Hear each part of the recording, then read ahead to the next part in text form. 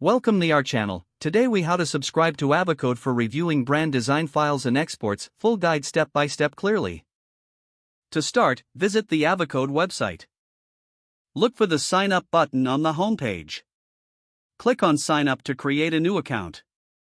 You will be prompted to enter your email address. Choose a strong password for your account. Make sure to check the box for terms and conditions. After filling out your details, click on Create Account. You may receive a verification email. Check your inbox and click the verification link. Once verified, log back into your Avocode account. On the dashboard, locate the subscription or pricing section. Click on it to view available plans.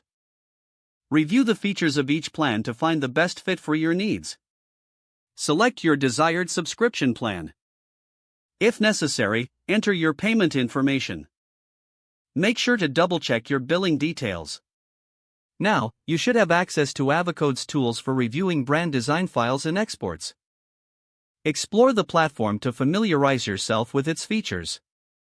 If the page does not load, refresh the browser or try again in a private or incognito window. Make sure you are using the correct email address, then retype it carefully to avoid small typos. If your password is not accepted, use the reset option and create a new strong password you can remember.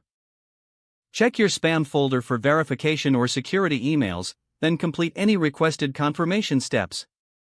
Enable two-factor authentication if available to improve account security and reduce unauthorized access risk.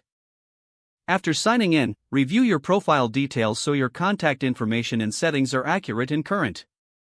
If you see an error message, note it down and try again after restarting your device and internet connection. Log out when you finish, especially on shared devices, to keep your account and payment information secure. If the page does not load, refresh the browser or try again in a private or incognito window. Make sure you are using the correct email address, then retype it carefully to avoid small typos. Don't forget to like this video and subscribe to our channel for more step-by-step tech guides.